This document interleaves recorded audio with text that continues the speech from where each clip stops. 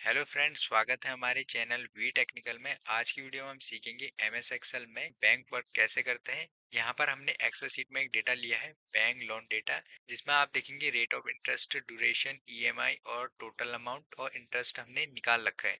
जैसे मैं यहाँ पर रेट ऑफ इंटरेस्ट में कुछ भी चेंजेस करता हूँ, यहाँ पर 11% रेट ऑफ इंटरेस्ट है। अगर मैं इसे 13% कर देता हूँ और एंटर बटन प्रेस करता हूँ, तो यहाँ पर आप देखेंगे ईएमआई में और टोटल अमाउंट और इंटरेस्ट में चेंजेस आपको देखने को मिल जाएंगे। उसके बाद अगर मैं यहाँ पर ड्यूरेशन में भी कुछ चेंजेस कर देता हूँ इसके टाइम पे, जैसे यहाँ पर 5 ईयर है, मैं 2 ईयर कर देता हूँ और एंटर बटन प्रेस करता हूँ, तो यहाँ पर आप देखेंगे ईएमआई और टोटल अमाउंट ऑफ इंटरेस्ट में भी हमें चेंजेस देखने को मिलता है। इस वीडियो में हम सीखेंगे कि एमएस एक्सेल में बैंक डेटा कैसे मैनेज करेंगे।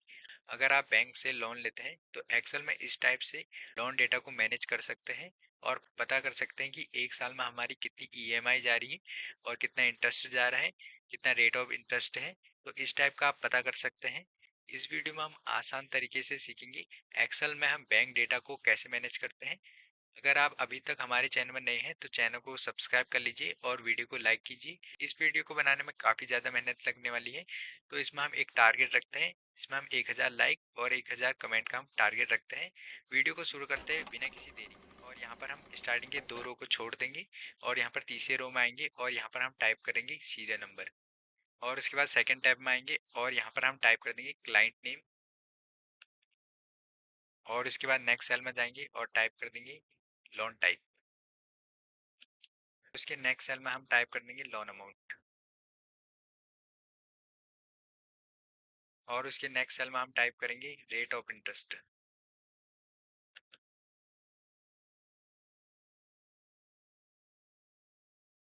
और उसके नेक्स्ट सेल में हम टाइप करेंगे ड्यूरेशन। ड्यूरेशन जो भी हमें टाइम पीरियड होता है, जैसे कि 1 ईयर का होता है लोन, 2 ईयर का लोन होता है, तो इस टाइप का जो भी ईयर होगा वो हम यहाँ पर लिख देंगे। उसके बाद हम यहाँ पर टाइप कर देंगे ईएमआई। उसके बाद हम यहाँ पर टोटल अमाउंट निकालेंगे, टोटल अमाउंट हमने कितना पे कर दिया है। और उसके बाद हम यहाँ पर इंटरेस्ट निकाल देंगे लास्ट में। और इस हेडिंग को सिलेक्ट कर लेना है। उसके बाद हमें फॉर्मेट में जाना है यहाँ पर, और यहाँ पर से ऑटो फिट कॉलम विड्थ हम कर देंगे। यहाँ पर सभी की कॉलम ऑटो फिट हो जाएगी एक ही बारी में। उसके बाद हम जाएंगे फर्स्ट 2 रो को सिलेक्ट कर देंगे और सिलेक्ट करने के बाद इसे मर्ज एंड सेंटर कर देंगे।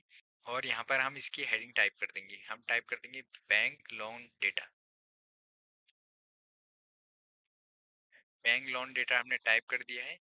उसके बाद हम इसका साइज इंक्रीज कर लेंगे। साइज इंक्रीज करने के बाद इसका एक बैकग्राउंड कलर दे देंगे और इसे बोल्ड भी कर देंगे। और बोल्ड करने के बाद हम इस हेडिंग को सिलेक्ट करेंगे और इसे भी बोल्ड कर देंगे। और फिर एक रेंज सिलेक्ट कर देंगे अपनी टेबल की, और टेबल की रेंज सिलेक्ट करने के बाद ऑल बॉर्डर कर देंगे। और यहाँ पर हमारी टेबल की फॉर्मेट रेडी हो जाएगी। और इसे सिलेक्ट करेंगे हेडिंग को, इसका बैकग्राउंड कलर दे देंगे। उसके बाद इसका जो फॉन्ट है उसे भी हम चेंज कर देंगे, फॉन्ट स्टाइल को दूसरा हम फॉन्ट स्टाइल यहाँ पर दे देंगे। और इसे सिलेक्ट करेंगे बैंक लोन डेटा को, इसका भी एक फॉन्ट हम चेंज कर देंगे।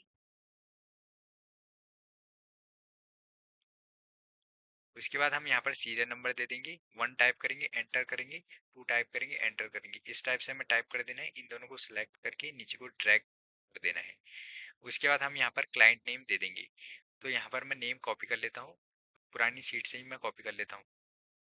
यहाँ से मैं इस सीट में जाऊँगा और इसे सिलेक्ट करके इसे कंट्रोल सी से कॉपी करके फिर से यहाँ पेस्ट कर देता हूँ। तो यहाँ पर मैंने सभी के नेम लिख लिए हैं। उसके बाद यहाँ पर आप देखेंगे लोन टाइप। लोन हमारे बहुत सारे टाइप के होते हैं, जैसे कि personal loan, home loan, car loan होते हैं। तो यहाँ पर मैं उन सभी लोनों को लिख लेता हूँ, जैसे कि पर्सनल होम लोन हो जाता है। उसके बाद हमारा कार लोन हो जाता है। तो इसी टाइप के मैं यहाँ पर लोन लिख लेता हूँ। यहाँ पर मैंने सभी लोन टाइप कर लिए। उसके बाद मैं यहाँ पर लोन अमाउंट टाइप करूंगा। अब यहाँ पर हमने जो पर्सनल लोन लिया है वो करीब 2 लाख का लिया है, तो यहाँ पर मैं 2 लाख लिख लेता हूँ। यहाँ पर जो होम लोन है मैंने 4 लाख का लिया है, तो यहाँ पर मैंने 4 लाख लिख लिया। और उसके बाद यहाँ पर जो कार लोन है वो करीब हमारा है 8 लाख का। ठीक है, तो कुछ इस टाइप के मैंने लोन लिख लिए हैं। जैसे कि आप एक कार लोन लेते हैं तो आपने करीब 10 लाख का लोन लिया है, तो यहाँ पर वो अमाउंट आपको टाइप करना पड़ेगा। तो यहाँ पर मैं टाइप कर लेता हूँ तो यहाँ पर मैंने सभी लोन अमाउंट टाइप कर दी है। उसके बाद रेट ऑफ इंटरेस्ट। अब रेट ऑफ इंटरेस्ट में आप एक चीज ध्यान में रखिए, जैसे अगर आप कोई लोन लेते हैं तो उसमें एक रेट ऑफ इंटरेस्ट होता है कि आपको कितना ब्याज देना है। तो यहाँ पर आपको ब्याज की एक परसेंटेज दी जाती है, जैसे कि पर्सनल लोन में हम यहाँ पर 11% का इंटरेस्ट देंगे। तो 11 पर अगर हम जैसे 2 लाख का लोन लेते हैं तो 11% हमारा इंटरेस्ट रहेगा पर ईयर का। ठीक है, तो यहाँ पर मैं इसे डिलीट कर लेता हूँ फिलहाल के लिए। मैं इसे सिलेक्ट करता हूँ पूरे रेट ऑफ इंटरेस्ट को, और सिलेक्ट करने के बाद मैं यहाँ पर नंबर फॉर्मेट में जाऊंगा इसके डायलॉग बॉक्स में। ठीक है, जैसे मैं इसमें क्लिक करूंगा उसके बाद मुझे कस्टम में चले जाना है।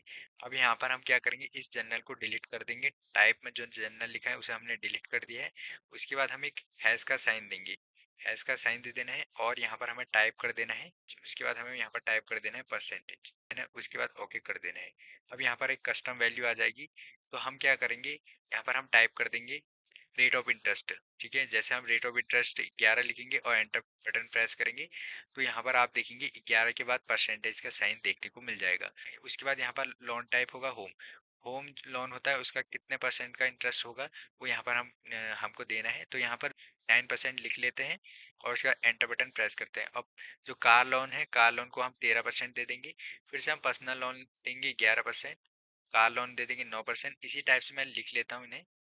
तो यहाँ पर मैंने सभी रेट ऑफ इंटरेस्ट लिख लिया है। उसके बाद एक ड्यूरेशन हमें दी जाती है।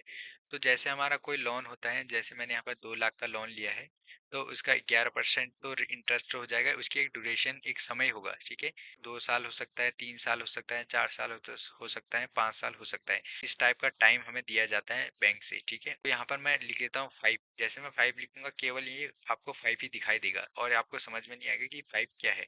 तो मैं इसे डिलीट कर लेता हूँ। उसके बाद मैं क्या करूंगा, फिर से इसे सिलेक्ट कर दूंगा इस रेंज को, और उसके बाद यहाँ पर से हम नंबर फॉर्मेट में जाएंगे और यहाँ पर से कस्टम में चले जाएंगे। उसके बाद हमें इस टाइप ऑफ चैनल को डिलीट कर देना है। उसके बाद हमें यहाँ पर डबल हैश देना है, और डबल हैश देने के बाद डबल कोट में हमें टाइप कर देना है ईयर। तो यहाँ पर हम डबल कोट का साइन देंगे और यहाँ पर हम टाइप कर देंगे ईयर। ईयर टाइप करेंगे और डबल कोट हमें फिर से क्लोज कर देना है। उसके बाद हम यहाँ से ओके कर देंगे।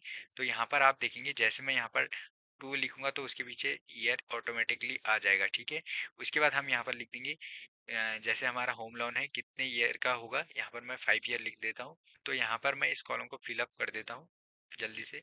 यहाँ पर हमने ड्यूरेशन लिख ली है। उसके बाद हम ईएमआई निकालें। ईएमआई निकालने के लिए हम एक फॉर्मूला यूज करते हैं। हम टाइप करेंगे इक्वल, और इक्वल टाइप करने के बाद हम टाइप कर देंगे पीएमटी। पीएमटी टाइप करेंगे। जैसे हम पीएमटी टाइप करेंगे उसके बाद हम इसे टैप बटन से एक्टिव कर लेंगे, और यहाँ पर हम रेट निकालेंगे। अब जो हमारा रेट होगा, रेट ऑफ इंटरेस्ट हमारा 11% है, हमें इसे सिलेक्ट कर देना है। उसके बाद हम डिवाइड का साइन दे देना है। जैसे हम डिवाइड का साइन देंगे उसके बाद हमें यहाँ पर इसे 12 से भागा कर देना है। ठीक है, तो हम 12 से इसलिए भागा कर रहे हैं, एक साल में 12 मंथ होते हैं, तो यहाँ पर हम 12 से इसे डिवाइड कर देंगे। उसके बाद हम देंगे कॉमा। उसके बाद हम निकालेंगे एनपीआर। एनपीआर होती है number of period. Number of period कितना है, हमें जो नंबर ऑफ पीरियड दे रखा है 2 साल का दे रखा है। ठीक है, तो यहाँ पर हम 2 ईयर को सिलेक्ट कर देंगे। उसके बाद हम मल्टीप्लाई का साइन देंगे। मल्टीप्लाई का साइन देंगे और 12 से इसे भी हम मल्टीप्लाई कर देंगे। यहाँ पर आप देखेंगे जो हमारा 2 साल का लोन है, तो यहाँ पर हमें उसे 24 मंथ में देना है। 2 से 12 को मल्टीप्लाई कर देंगे। ठीक है, उसके बाद हम कॉमा देंगे, और कॉमा देने के बाद हम यहाँ पर सिलेक्ट कर देंगे पीबी। पीबी होती है प्रेजेंट वैल्यू। तो लोन की जो प्रेजेंट वैल्यू है हमारी 2 लाख है, इसे हम सिलेक्ट कर देंगे। और सिलेक्ट करने के बाद हम क्या करेंगे, ब्रैकेट क्लोज कर देंगे, और ब्रैकेट क्लोज करने के बाद हम एंटर बटन प्रेस करेंगे। तो जैसे हम यहाँ पर एंटर बटन प्रेस करते हैं तो यहाँ पर जो वैल्यू देखने को मिलेगी वो नेगेटिव साइन में देखने को मिलेगी। इसे हमें पॉजिटिव बनाना है, इसमें हमें क्लिक करना है, डबल क्लिक करेंगे, और जैसे पीएमटी है, पीएमटी से पहले हम माइनस का साइन दे देंगे। सिंपल सा हमें ये कर देना है, एंटर कर देना है। तो जैसे हम यहाँ पर एंटर करते हैं तो यहाँ पर हमारी ईएमआई निकल जाती है। इसे हमें नीचे को ड्रैग एंड ड्रॉप कर देना है। तो जैसे हम ड्रैग एंड ड्रॉप करेंगे और यहाँ पर आपको हैजेस दिखाई देगा, तो आपको सिंपल सा क्या करना है, यहाँ पर आपको कॉलम के ऊपर डबल क्लिक कर देना है। जैसे आप कॉलम पर डबल क्लिक करेंगे तो यहाँ पर आप देखेंगे ये यहाँ पर क्लियर हो जाएगा। उसके बाद हम टोटल अमाउंट निकालेंगे। टोटल अमाउंट निकालने के लिए हम क्या करेंगे, हम लिखेंगे इक्वल, और इक्वल टाइप करने के बाद हम सिलेक्ट कर देंगे ईएमआई को सिलेक्ट कर देंगे, और ईएमआई को सिलेक्ट करने के बाद हम मल्टीप्लाई का साइन दे देंगे, और ड्यूरेशन को सिलेक्ट कर देंगे। ड्यूरेशन हमारे 2 ईयर है, और फिर से मल्टीप्लाई कर देंगे 12 मंथ से। ठीक है, यहाँ पर हमने क्या किया है, फर्स्ट हमने सिलेक्ट कर रखा है यहाँ पर ईएमआई को मल्टीप्लाई कर रखा है ड्यूरेशन से, और ड्यूरेशन को मल्टीप्लाई कर रखा है यहाँ पर हमने 12 मंथ से, और उसके बाद हम एंटर बटन प्रेस करेंगे। तो जैसे हम यहाँ पर एंटर बटन प्रेस करते हैं तो यहाँ पर हमारा टोटल अमाउंट भी आ जाएगा, उसे हमें नीचे को ड्रैग एंड ड्रॉप कर देना है। तो यहाँ पर आप देखेंगे हमारी वैल्यू आ जाएगी।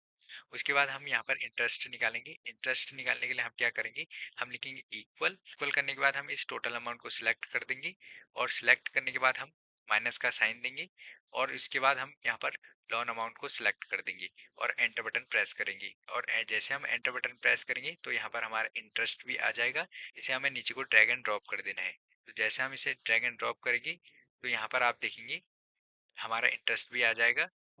यहाँ पर मैं आपको चेक करके बता देता हूँ कि यहाँ पर हमने कैलकुलेशन सही किया है या गलत किया है। तो इसके लिए क्या करेंगे, इसके लिए हम जाएंगे इस वेबसाइट पे EMI calculate for home loan, और यहाँ पर से हम पर्सनल लोन को सिलेक्ट कर देंगे, और यहाँ पर हम टाइप कर देंगे।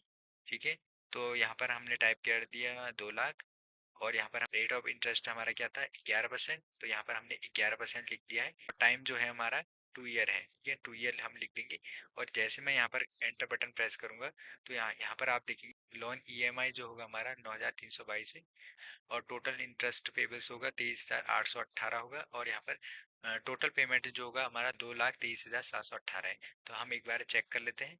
तो यहाँ पर आप देखेंगे एक्यूरेट हमारा वही आएगा, जो हमारा ईएमआई है 9,322 आ जाएगा, और टोटल अमाउंट हमारा 2,23,718 आ जाएगा। इंटरेस्ट हमारा आ जाएगा 23,718 आ जाएगा। तो अगर हम चेक करेंगे, पर्सनल लोन का हमने चेक किया था, अगर हमें होम लोन का चेक करना है तो यहाँ पर होम लोन का भी हम चेक कर सकते हैं। इसके लिए हम फिर से इसी वेबसाइट पर जाएंगे, और यहाँ पर से हम टाइप कर देंगे हमारा कौन सा ईयर था। तो यहाँ पर हमारा 4 लाख का लोन है, और 5 ईयर का है। ठीक है, ड्यूरेशन 4 लाख का है, तो यहाँ पर मैं 4 लाख टाइप कर दूंगा, और 4 लाख टाइप करने के बाद यहाँ पर मैं पहले होम लोन में कर लेता हूँ, और यहाँ पर मैं 9 लाख, यहाँ पर मैं 4 लाख टाइप कर देता हूँ, और यहाँ पर इसमें 9 ईयर हो जाएगा, और टाइम हमारा था 5 ईयर। ठीक है, और इसके बाद हमें एंटर बटन प्रेस कर देना है। तो यहाँ पर आप देखेंगे लोन ईएमआई जो होगा हमारा 8,303 होगा, और यहाँ पर टोटल इंटरेस्ट पेबल्स जो होगा हमारा वो होगा 98,201 होगा, और यहाँ पर टोटल पेमेंट होगा हमारा 4,98,201 हो जाएगा। तो इस टाइप से हम यहाँ पर चेक भी कर सकते हैं कि हमने कितनी एक्यूरेट कैलकुलेशन कर रखी है एक्सेल में। उसके बाद मैं क्या करूँगा, इसका फॉर्मेट थोड़ा सा चेंज कर लूंगा, इसे सिलेक्ट करूंगा और यहाँ पर से सेंटर में कर दूंगा, और इसे सिलेक्ट करूंगा। इसका जो हम यहाँ पर फॉन्ट कलर होगा इसे भी मैं चेंज कर दूंगा। उसके बाद मैं यहाँ पर सिलेक्ट करूंगा इसे, और इस टेबल को सिलेक्ट करने के बाद यहाँ पर जो इसका फॉन्ट होगा इसे लाइट कर लूंगा। तो मैंने यहाँ पर कुछ इस टाइप से लाइट कर लेता हूँ। तो इस टाइप से हम एमएस एक्सेल में बैंक लोन डेटा मैनेज कर सकते हैं। आई होप कि आपको यह वीडियो पसंद आई होगी। अगर आप हमारे चैनल में नए हैं तो चैनल को सब्सक्राइब कीजिए और वीडियो को लाइक कीजिए।